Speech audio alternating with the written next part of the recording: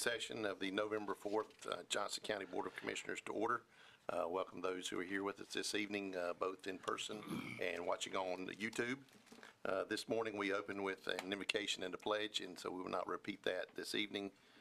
Also wanted to mention our 6 board priorities. This session is heavy on the land use portion of it, but they are land use, public safety, our county employees, educational funding, infrastructure, and financial stewardship. With that, we will move on to the first item, which is approval of the agenda. I hear a motion to approve the agenda. So moved, Mr. Chairman. We have a motion and a second. All those in favor, please say aye. Aye. Any opposed, nay. Agenda is approved. Next up, we have public comments. I don't think we have anyone here to speak on an item that is not already on the agenda. So we have no emails since this morning, so nothing there. So we will move on to our public hearings. The first one is the rezoning special use hearing, and we have a case 2421. And I would ask at this point if there's anyone going to be wishing to speak to be sworn in, and we'll get our deputy clerk to do that.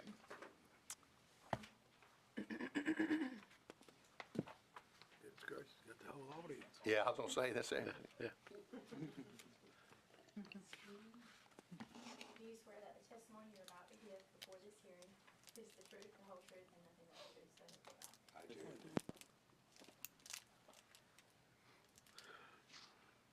I do. All right, we'll begin with Braston Newton, our planning director, presenting the case background. And if there's any questions at this point, we can ask him after he finishes with that. Yes, sir. Good evening, Mr. Chairman, Board. So this special use case 24-21 is a request for a special use permit property located in the 3000 block of Shoe Hill Road in Beulah Township. The owner is Margie W. Creech, and the applicant is Network Towers, and they are represented this evening by Mr. Thomas Johnston and attorney. And their special use request is a 284-foot telecommunications self-support lattice tower, and this is inside of a 75 by 75-foot fenced compound. The area, the existing land uses in this area are agricultural and residential and zoned as such. And traffic concerns for Shoe Hill Road, there is no traffic count available for Shoe Hill Road, and it does not appear on the comprehensive transportation plan as needing improvement related to traffic, generally speaking. Towers outside of the construction period do not generate or generate very low traffic. With regard to our land use plan, this is designated as an agricultural area place type in accordance with Envision Johnston. The staff has engaged, or our consultant, and requested that they review this, and we do have their report of the tower request or special use permit request for the tower in your package, and they do find that their request is sufficient. There is, we'll just bring to your attention, there is a waiver being requested by the applicant to the setbacks with regard to the fall zone, and I'll let them expound on that a little more as they approach when that time comes. You are provided as well a site plan, and as you can see in that site plan, there is a cluster of woodland in that site plan, and that is where the tower compound is to be located. So it does kind of remove the need for additional vegetation or landscaping to be placed around the compound as would be normally required by our ordinance. It is isolated, and I think they've done an extremely good job in trying to conceal the tower based on the property physical attributes of the property.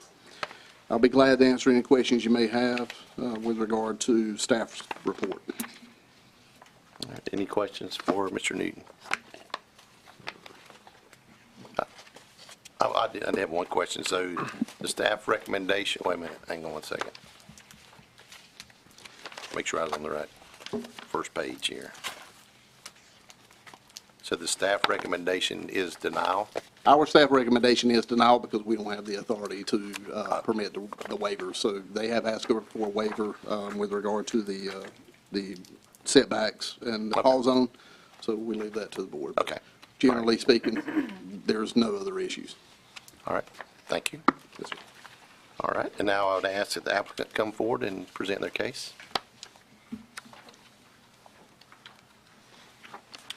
Good evening, Commissioners. My name is Anthony Bologna, an attorney with Williams Mullen. I'm here on behalf of Network Towers. My address is 301 Fayetteville Street, Suite 1700, Raleigh, NC 27601.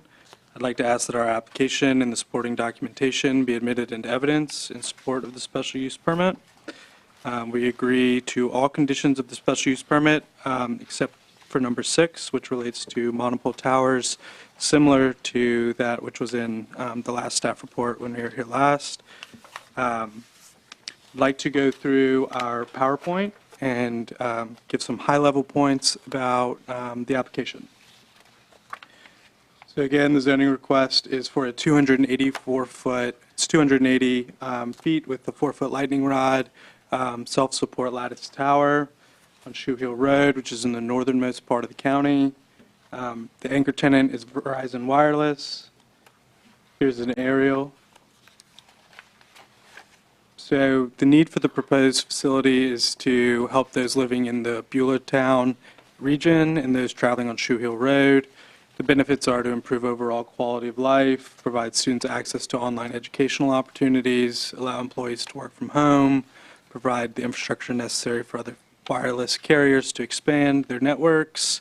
This tower will be able to accommodate 6 antenna arrays, in addition to allow emergency workers operating in the area with the ability to communicate more effectively. Here's the population served. And here is hopefully the most convincing reason for the tower. These are our propagation maps. On the left, you have the pre-tower coverage, and then on the right, you have the post-tower coverage. White is non-existent coverage, which you can see you've got a lot of that on the left, and then it goes up to green being efficient, high-speed service. Here's our site plan. The tower was sited so as to make use of the pocket of trees that are on the site to screen the tower, to get a higher elevation, and to also avoid the wetlands that are on the site.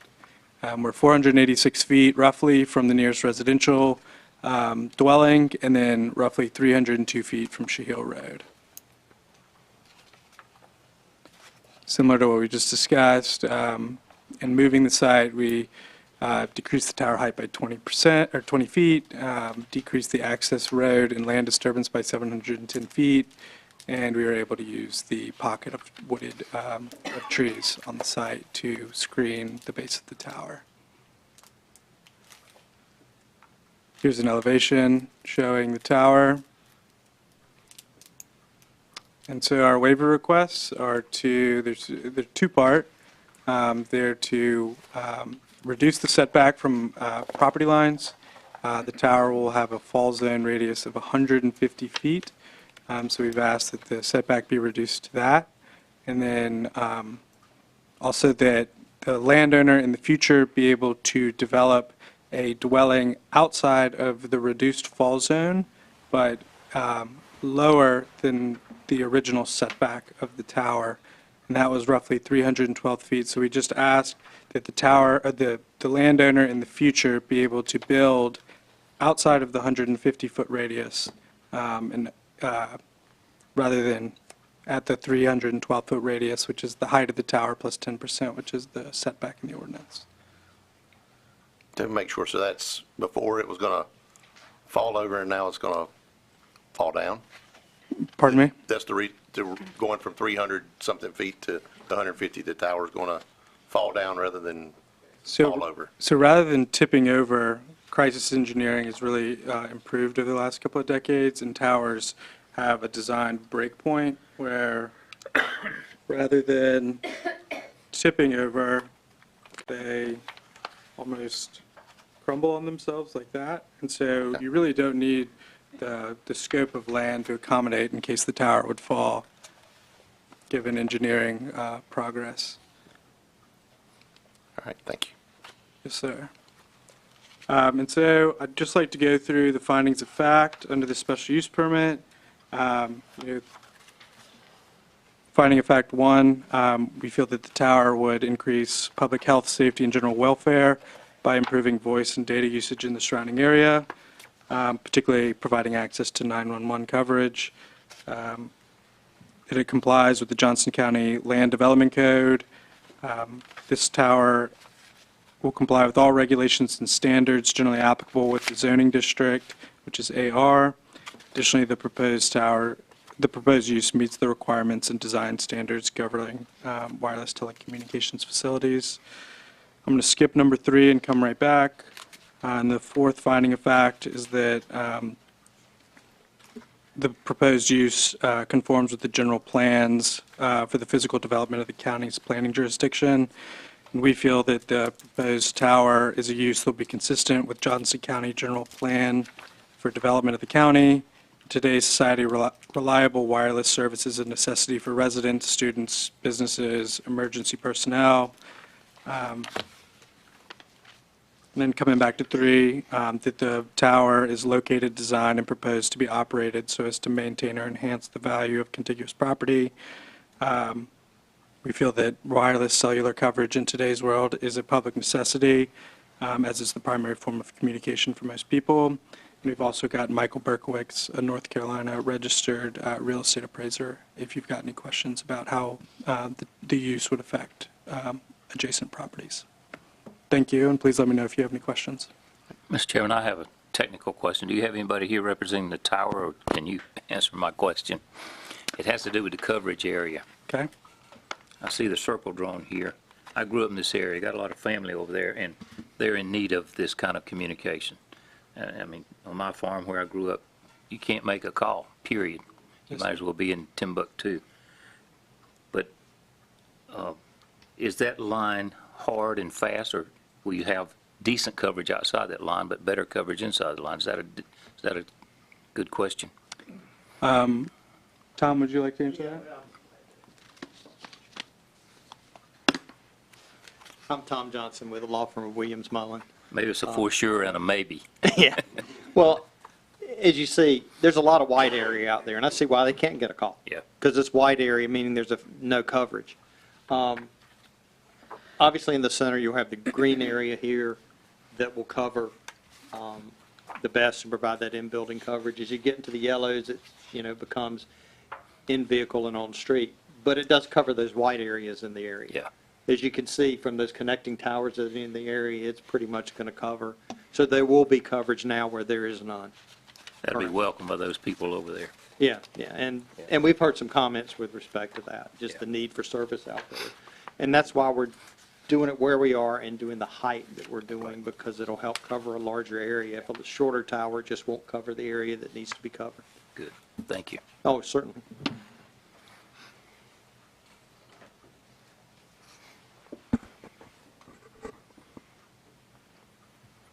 Any other? Yes, I have a question.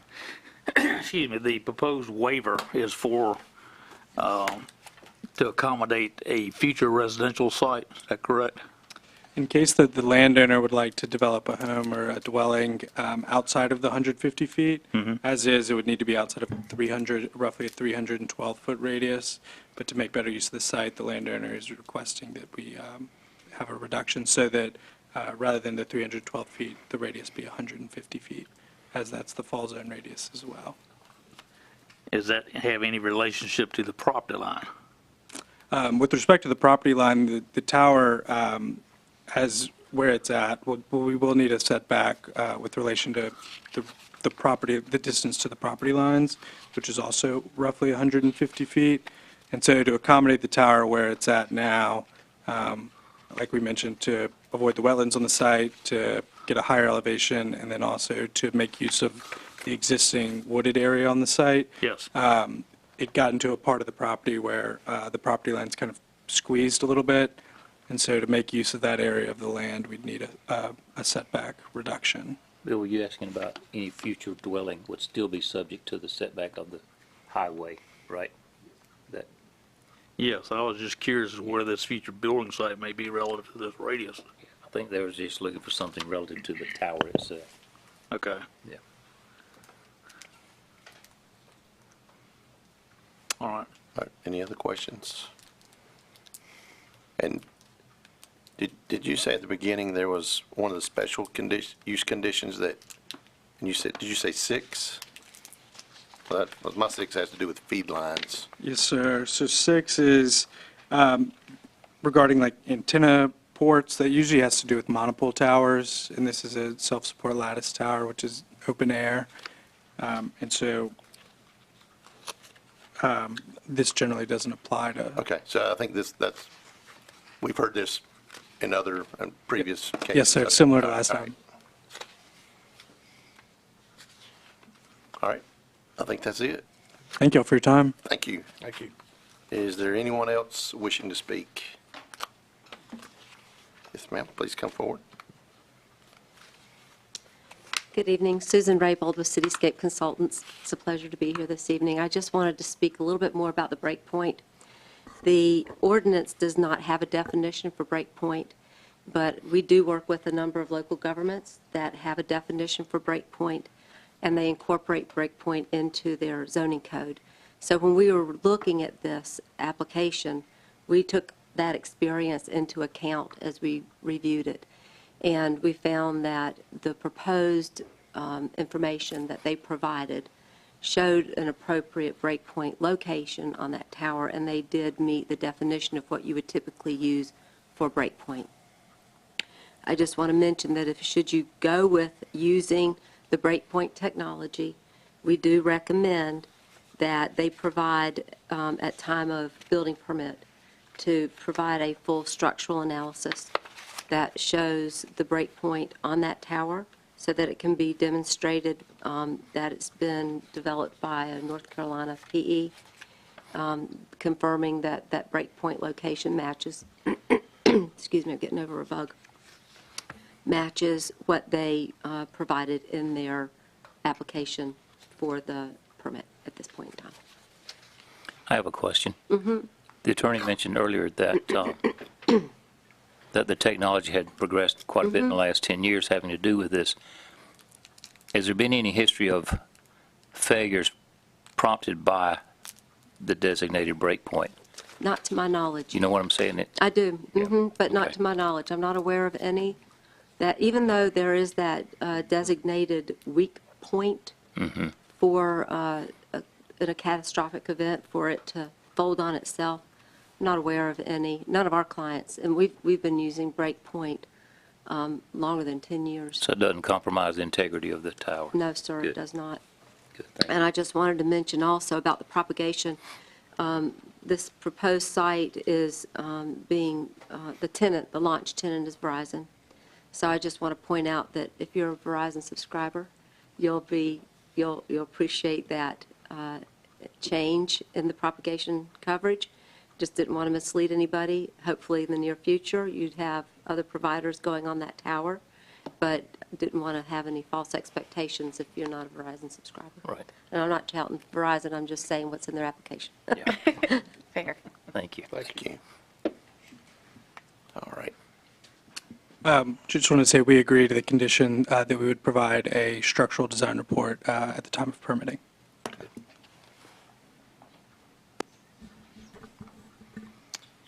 All right, I will now close the public discussion portion of the hearing and ask for Mr. Newton to come forward and summarize and present the planning board's recommendation. Actually, I guess since special use, we don't have a planning board recommendation. That is correct. There is no planning board recommendation. You do have staff's recommendation, however, considering the evidence that's been presented this evening with regard to the waivers, staff would change that recommendation to approval. So let me ask you this. We are waiving Section 14-257-014, or what? 014 as it relates to your, both your fall zone, both fall zone and the location of the structure within. So that takes care It should We take care waive of that? both of them, yes. Okay, all right. And then the other thing is, we need to remove 6, special condition. As it relates to the tower, or to the antenna support, the antenna ports, yes, sir, and the ceiling of those. That So it mean- will remove that- all of That 6. implies there's 2 parts to that? Is that It will what- remove all of 6. Okay, all of 6, Yes, sir. okay. It's a And then add in the one Addition for of the structural. Structural analysis. Okay, just want to make sure that we had everything together here before we. Yeah, the structural analysis, you could simply add that to one of the, probably item number 1, or item number 4. Item number 4 would cover it. Okay. Oh, with local, where it says local, All local, federal, and state, yes, sir. okay.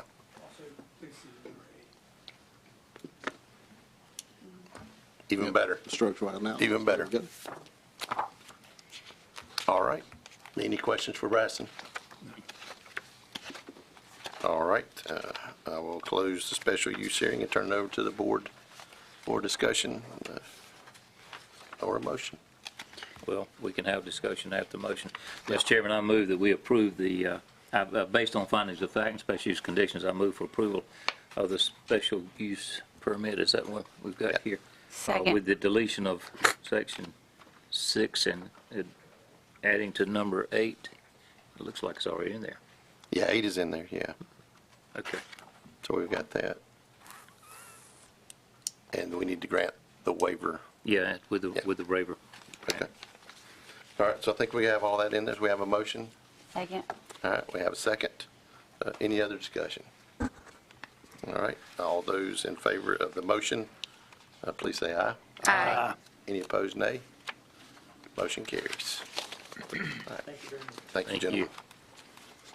A lot of people be happy. I've got one track inside that circle, one track just outside that circle. That's what happened, right? Thank you. The lady in the back, I was afraid she was a local. All right.